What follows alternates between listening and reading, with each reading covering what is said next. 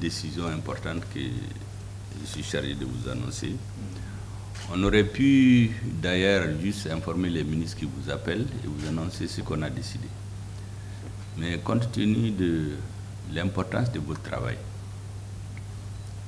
de la place qu'occupe l'école catholique dans le système scolaire malien, et surtout de la haute priorité que le président de la transition accorde à ce qu'on appelle le sort des enfants. Vous savez que le président a l'habitude de nous dire que le centre de gravité du pouvoir de transition, là, c'est le peuple. Aussi longtemps que le peuple va se reconnaître dans ce que la transition fait, c'est la première garantie pour tenir dans la durée et face aux différentes adversités. Et nous savons, comme tous les Maliens, la grande capacité de résilience dont tout le monde a fait preuve pendant les périodes difficiles que notre pays a vécues. Beaucoup avaient parié d'ailleurs que l'État ne pourra pas tenir, y compris les principaux acteurs du quotidien au Mali. Mais les Maliens ont montré le contraire, ce qui me fait dire souvent aux uns aux autres que le vrai dessein de la transition s'est joué le 14 janvier 2022, lorsqu'à l'appel du président de la transition, tous les Maliens sont sortis dans la rue plus que jamais dans l'histoire du pays. C'est cette conviction que nous avons, le président nous le répète régulièrement, d'être toujours collé, être attentif aux préoccupations de la grande masse de la population malienne, constituée d'enfants et de femmes, de gens qui n'ont pas de gros moyens, et essayer de trouver le juste milieu pour faire avancer le pays. Et donc c'est au regard de cette importance que le président de la transition et tout le gouvernement accordent à l'école catholique que j'ai souhaité devant vous, avec les ministres et leurs collaborateurs, énoncer un certain nombre de mesures. Bien sûr que leur mise en œuvre fera l'objet de discussions techniques approfondies entre vous et le gouvernement, autrement dit les différents ministres de tutelle qui s'occupent des questions d'éducation, l'enseignement supérieur et l'enseignement, l'école fondamentale, le ministre de l'Éducation nationale, qui s'occupent des questions des cultes, des religions,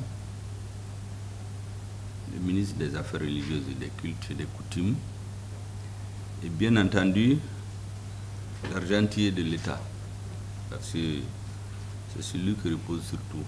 On a l'habitude, nous, de définir ce que nous voulons, sans savoir si on a les moyens de le faire. Nous avons décidé maintenant de faire un peu le contraire que les gens ont l'habitude de faire en Afrique. C'est-à-dire on dit ce qu'on veut faire, après on va chercher les raisons. Vous savez qu'on dit que tant que Wariko Manyanavo, pour Manyanavo. Donc ce que nous avons décidé maintenant, c'est qu'on fasse tout en fonction de nos moyens. C'est la meilleure façon d'être indépendant. Il ne sert à rien de crier sur tous les toits qu'on est indépendant, on est souverain. Et plus de la moitié de notre budget, on le demande ailleurs. Tous ces pays qui nous aident, en réalité, il n'y a pas de secret. C'est un système de collecte des moyens de l'État, des impôts et taxes. C'est sur ces richesses qui mènent leur politique. Il faut donc qu'on rentre dans ce cadre. C'est pour cela que le ministre de l'Économie et des Finances a comme instruction de faire en sorte que nous ne vivons pas au-dessus de nos moyens. Ce que nous ne pouvons pas faire, comme le courage de le reporter à une date ultérieure, mais que tout ce que nous faisons doit être quelque chose que nous pouvons assumer. Donc, au regard de cette situation, j'ai souhaité vous rencontrer et vous dire que le président de la transition et les plus hautes autorités ont comme souci principal la préservation des intérêts des étudiants, des apprenants, des enfants qui sont la majorité des Maliens. La préservation des bonnes relations de collaboration et d'attention mutuelle entre l'État du Mali et l'Église catholique. Vous savez que tous les Maliens ne le savent pas, mais je préfère dire à tout le monde que c'est depuis 1888 que l'école catholique est instituée au Mali.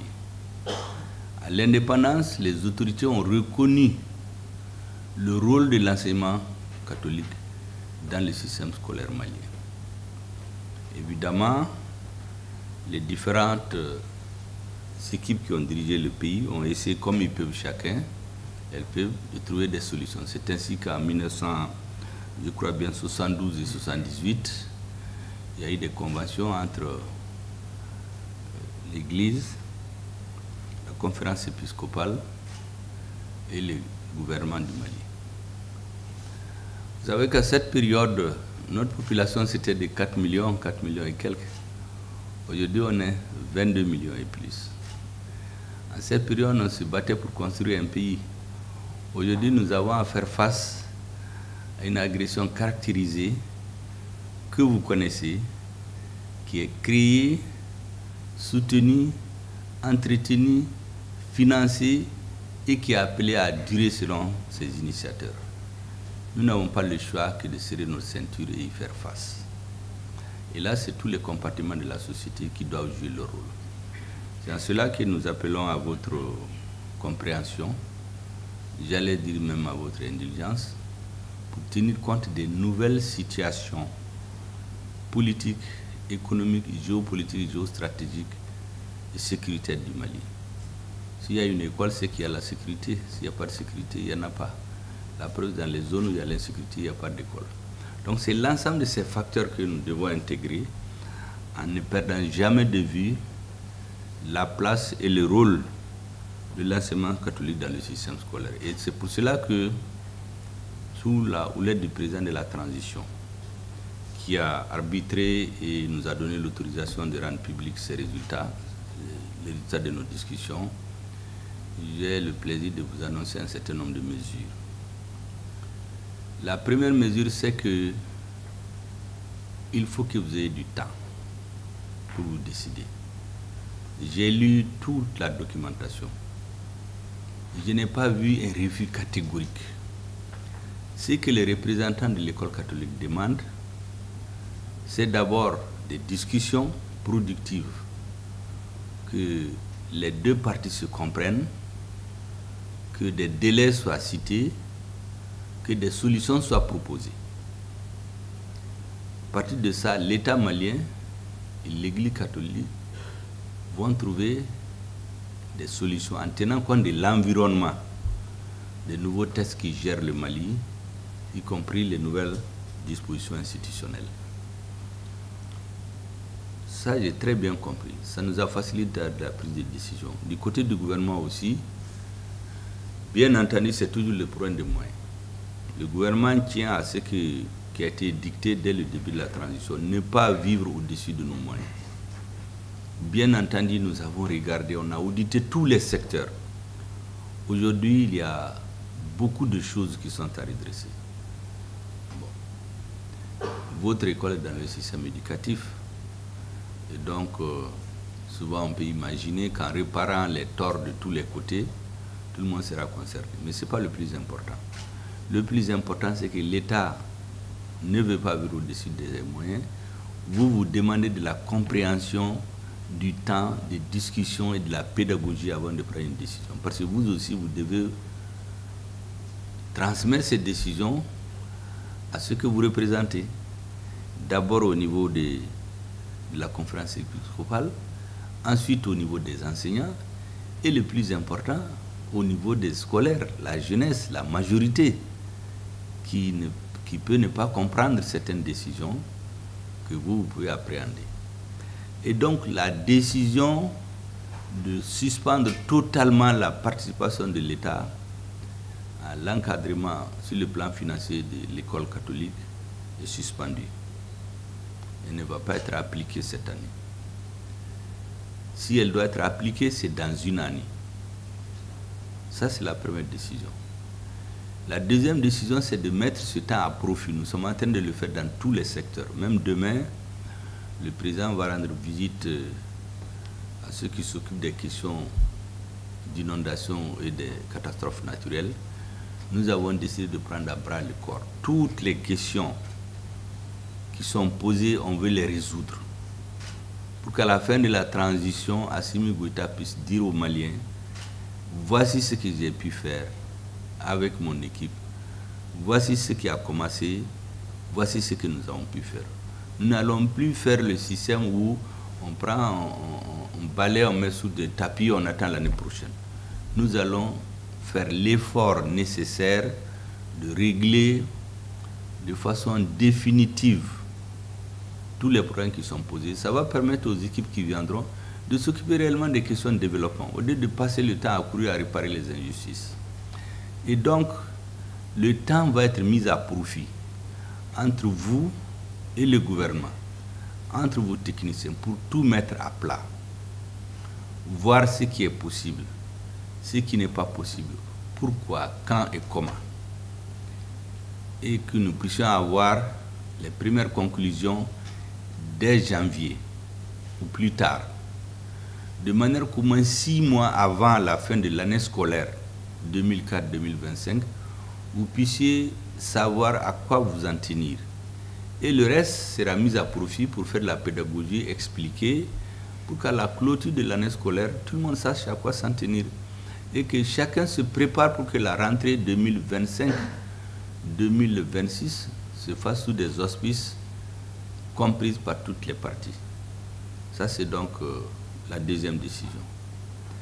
Pour le reste, je reste convaincu que vous allez vous entendre. Parce que de toute la documentation que j'ai lue et des échanges que j'ai eu avec les collaborateurs, les différents ministres, et vous aussi, j'ai lu beaucoup de documentation sur ce que vous avez dit dans les différentes réunions. J'ai écouté aussi des vocaux de certains de vos collègues qui ont lancé un cri de cœur. Bon, certains peuvent ne pas comprendre. Moi, j'ai très bien compris que c'est un cri de cœur pour encore sensibiliser le gouvernement. Tous ces documents réunis, toutes ces informations réunies nous ont amené à ces conclusions. Une série de conclusions que nous avons suggérées au président de la transition. Et ce sont les deux principales qui sont choisies. Report dès la mesure de suspension de l'intervention de l'État dans le système éducatif en ce qui concerne l'enseignement catholique. Deuxièmement, vous mettre à table pour qu'on ait les premières conclusions d'ici janvier.